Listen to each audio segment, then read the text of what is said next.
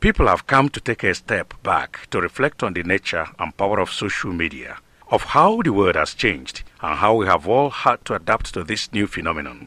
The truth is, nobody could have predicted the pervasive nature of social media or the latent desire within all humans to share and like content. Today, who can imagine a world without Google or Wikipedia? Social media has changed so much about Nigeria, and for those who understand the media and how to use it, their audiences and relevance have grown exponentially. This has happened across all segments of society and levels of engagement. As in all countries, the news on Nigerian social media is driven primarily by sports and entertainment, because those are the main areas that engage people globally. However, it appears that Nigerians are viral by disposition. In Nigeria, some people are still not clear about the power of social media, believing it is all about popular bloggers or about the amount of shouting one can achieve on Twitter. As in life, the increase of access reduces the visible quality on display. However, the true value and talent rises above the cacophony of noise that surrounds all conversations. There are so many clever and informed commentators that the discerning observer can quickly get the pulse of public opinion on any particular hot topic. The negative side of social media is that it is virtually impossible to deflect the truth in this new age. The age of controlled media is now gone. The one-way communication of yesterday is gone. Today, before the opposition even has time to comment, engaged citizens have moved on issues that affect them, and the leaders have no option but to react. Nobody in Nigeria can afford to take the people for granted anymore, because the people have now shown their voice severally through the power of social media. The real power of social media is shown when you apply new media and technology with culture. This is what is considered to be social media, because from our actions and conversations, we show who we are, and this empowers and enables us to drive our priorities. For instance, the way you drive a conversation for a marketing campaign in Lagos may be different from how one does same in Onitsha. This may be based on demographics, language, sophistication, and exposure. However, what this means is that just having the tools and platforms is not enough. You must work with professionals who understand how to interpret the data, what the power of earned media as against bought media is. Social media remains a unique platform which inspires and motivates its audience because of the enormous information it shares, the knowledge on display, and the feeling of community. One recalls some snobbishness against social media, and some still talk down about certain blogs. But the truth is that a couple of blogs in Nigeria have more readers than all the national dailies combined. No doubt, those who own the future of Nigeria will be able to utilize the variety of tools that new media offers us to offer convenience, content, and new narratives to that enormous connected audience we have within our own land. The single most important thing that social media offers Nigeria, Africa, and the world is the access it promises, the opportunity to be heard and to be seen, the tools to share our narratives and history. This is priceless and offers an opportunity that we have never had prior to this time. We do not have media with the same power as the major media powers of the world. We do not have those budgets or their reach, but we have an incredible shared heritage and history, amazing cuisine and fashion. Our art and culture is without parallel, and our music provides the soundtrack to Africa.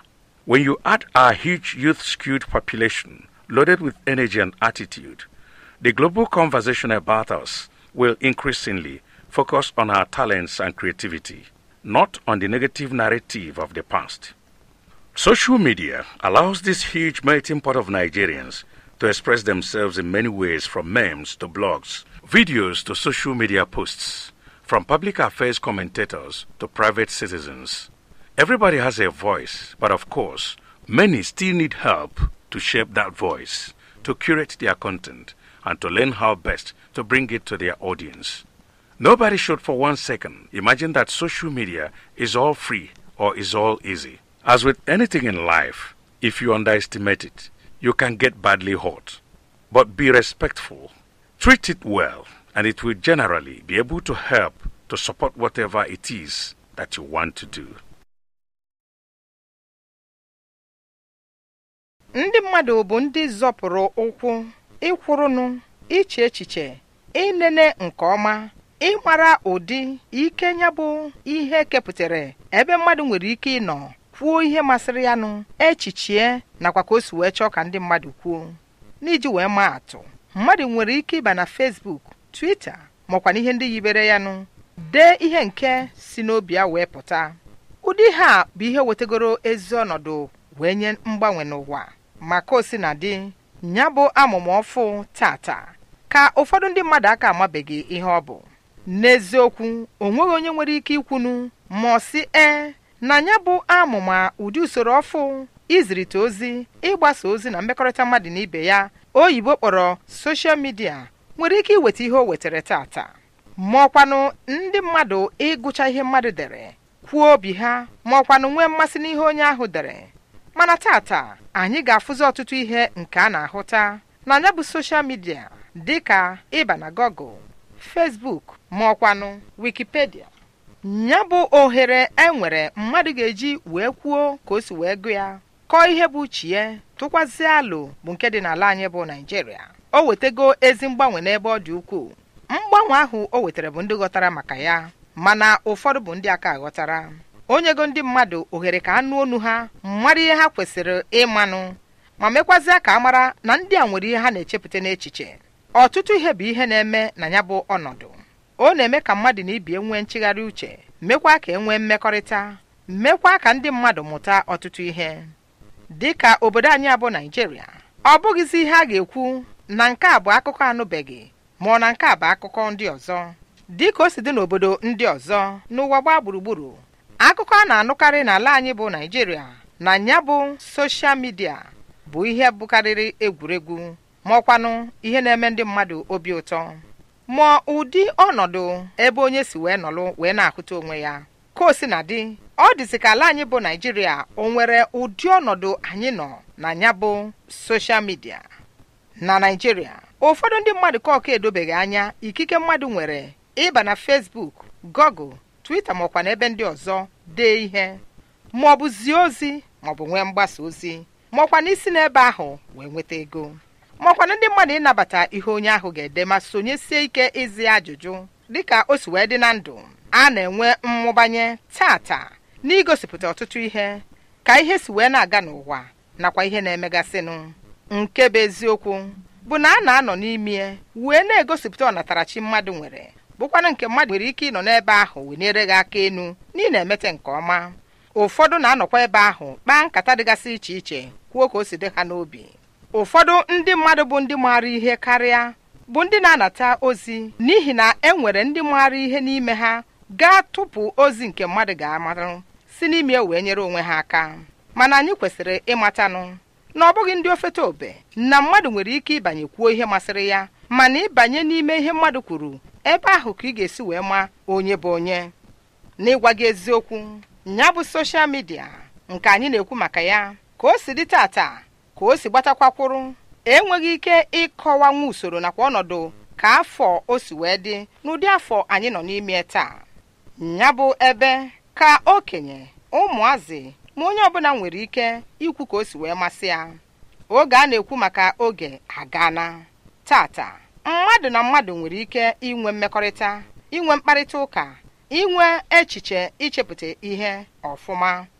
Tata ọnọdụ anụnwa ka mmadụ nwere ike isi na ya tụnye ụtụ nke ya, mee ka ihe na-aga n'iru, mekwazịa ka enwee ezi ọnọdụ. Ọ bụghị mgbe a na-egbochi mmadụ ikwu ka o si wee dị site n'aka ndị ndu. Ka o si dị tata, tupu mmadụ a na-ekwupụ okwu, o nwegori mmadụ one na one bụ ndị ga-ekwube okwu tupu onye ahụ bụ onye ndu nke na-ezenaga ikwu okwu ọ dị ka a ga-amanyezi ya amanye ka ọ saa anya bụ okwu. O nweghị onye ma ọ bụ mmadụ n'ala anyị bụ Nigeria nwere ike ikwunu na ya nwere ike iji ndị mmadụ n'obodo a wee tie ekpere, n'ihi na ndị mmadụ amadugo ebe ha nwere ike ịnụta ihe merenụ ma tụnye echiche nke ha ka o si wee masị ha. Nke bụ eziokwu bụ na nya bụ soshal midia bụ ebe mmadụ nwere ike isi na Twitter, Facebook, Google nakwa ihe ndị ọzọ yibere ya nụ wee kwuo ka obi si wee masị ya, abụgoro ihe ọgbara ọfụ bụrụ nke na-egosipụta ọdịnala anyị. Ya bụ ihe anyị na-ekwu na-egosipụta ihe nke na-apụta ife, ịchịgharị isi, ịkpa nkata nakwa echiche obi mmadụ. Ọ na-egosipụta ikike dịara mmadụ ime ka mmadụ mee ihe kwesịrị ka o mee nakwa ihe ọ ga-eme mgbe kwesịrịnụ. N'iji wee maa atụ, nwere ike isi n'ebe ahụ wee tụọ alo kpaa nkata. Mmadụ na-achụ nta ego n'ọnọdụ inwe ihe ọ ga-ele na mpaghara Lagos nwere ka ọ ga-esi wee kwuo okwu, ebe onye nọ na mpaghara Ọnịcha nwere ka ọ ga-esi wee kwuo okwu. Ịhụta na ebe onye nọ nakwa ihe ọ na-ahụta n'ebe ahụ ka ọ ga-esi wee kọọ akụkọ wee dee. Mana mkpokọta ihe niile, ọkpụrụkpụ okwu na-abụ asụsụ, ihe pụrụ iche nke kara arụ mmadụ ga-eji wee kwupụta ihe ọ chọrọ ikwunu, nakwa mmadụ igosi ka a si mawara ihe nakwa ka o si fudebe ụzọ. Ka o si na dị, ihe nke a pụtara bụ na mmadụ ga-abụ onye ga-akwụdosi ike n'inwe ụbụrụ na-anụ ọkụ, ịmara ihe dịgasị iche iche tupu ọ mabanye. Ndị maara nke ekwe na-akụ, ndị ọlụ ha bụ nke a maara, nakwa ndị gụrụ akwụkwọ ụbụrụ ha zuru oke bụ ndị na-anọ n'ime ya, maka na ha na-anọ ebe ahụ were nwee ikike, werekwa ya wee na-enweta ihe ha ji enyere onwe ha aka. Ya bụ soshal midia mmadụ ịnọ n'ime bụ ihe nke pụtara ọfụ ma bụrụkwa ihe nke pụrụ iche. Ọ bụ ọpụrụ iche n'ihi na ọ bụ ihe ga-eme ka mmadụ nwee mkpali enu, mmadụ nwee ndị ga-ege ya ntị nakwa ndị ga-akpasara ya ụka. Mmadụ nwere ike iwere ihe mmadụ dere zisaa n'ozi. Mmadụ ga-amụtakwa ihe n'ihe mmadụ dere makwa ihe mmadụ gosipụtara. Mmadụ nwekwara ike inwe mmetụta ka obodo si wee dị. A ga-elote akụkọ akọrọ maka ndị nọ na nya bụ obe a na-anọ were ezipụ ozi, ma ọkwanụ ịkọ ka obi si wee dị ndị mmadụ, wee kọọ ụmụ ihe dịgasị iche iche nke kwesịrịnụ, nakwa ka esi were ya wee nye mkparị nye ụfọdụ ndị mmadụ. Mana eziokwu bụ na ndị ọbụla n'ala anyị bụ Naịjirịa nọ na ya mara na onye ọbụla na-agụ ya bụ onye maara ihe ekwe na-akụ, onye na-aba ịgụtanụ nakwa ịmara ihe na-eme n'obodo anyị bụ Naịjirịa, nakwa ịtụnye ụtụ nke ya nakwa ịghọtakwa ihe onye dere ya nụ na ndị tụrụ alo ihe ha kwuru. Ọ baghịzi ụlọ ụka na ndị nwe ọdịmma ala anyị bụ Naịjirịa n'ụdị ọnọdụ a ga-abụ ndị ga-enwe ụbụrụ ịnụ ọkụ. Ụmụ ihe dịgasị isi iche a chọrọ ịbanye na ya bụ soshal midia dịka Facebook, Google nakwa ụmụnne ndị ọzọ. Ụdị ọnọdụ ọfụ izisa ozi a bụ nke nyere ohere mmadụ ịnọrọ ebe ọbụla izisa ozi, ma nọrọkwa n'ime ka akụkọ ka ihe o nwetara, kwuo ka obi si wee dị ya, ka o si wee hụta ihe. Ihe kwesịrị ka mmadụ kwupụta dị oke mkpa bụ na ya bụ soshal midia nyere ala anyị bụ Naịjirịa, mba Afrịka na ụwa gbaa gburugburu ohere ka anyị wee kwudosie ike banye ịmara ozi, ịmara akụkọ, ịnụta ihe na-eme nakwa ihe dịgasị iche iche, imekwa ka onye ọbụla nụ ya maka akụkọ maka anyị nakwa ndị ọzọ. Ya bụ ihe bụ nke agaghị akwụnwe ụgwọ ya na ọsị mmadụ kwụọ ụgwọ ya. Ọ bụkwa ohere ọma nke dị oke mkpa n'oge a. Ala anyị bụ Naịjirịa enweghị ikike ma ọkwa na inwezu ego dịka ụwa ndị ọzọ si wee nwee, na itinyewe ego ka anyị wee gazuo dịka ha si agazu n'ihe metụtara ya bụ soshal midia, na iji wee kerịkọta ihe nnweta anyị, akụkọ anyị, ụdị ọnọdụ ihe yimeyi nakwa ọdịnala anyị. Mana site na ụdị ọnọdụ a nke anyị nọ n'ime, o dịla anyị mfe, ọ bụghị ihe ga-anyị ka anyị isi na ya wee gosipụta ndị mmadụ ihe eji mara anyị, ọnọdụ egwu, ihe eji wee mara mba Afrịka. N'oge anyị tụnyetere chịkọ ihe niile a na-enweta n'ọnụọgụ ndị ntorobịa bụ ndị nke na-anọ were ike ha wee na-etinye ma na-aba na ya bụ ihe, anyị ga-ama na nkata a na-akpa n'ụwa gbaa gburugburu na-adabere n'ọnatarachi mmadụ nakwa ihe onye ga-ekepụta n'isi, echiche mmadụ, atụmatụ mmadụ, nke bụ nke ya aba ulu na nke agaghị aba ulu. Mana ka ọ dị tata, ọtụtụ ihe a niile ka a na-esite na ya wee nweta ezi ọnọdụ mgbanwe.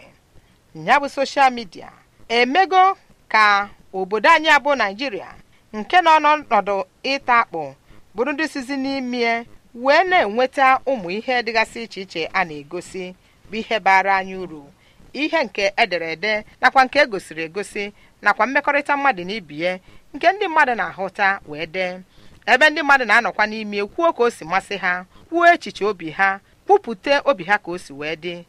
Site n'ọnọdụ dị otu a, ndị enweghị ọnụ okwu enwe ọnụ okwu.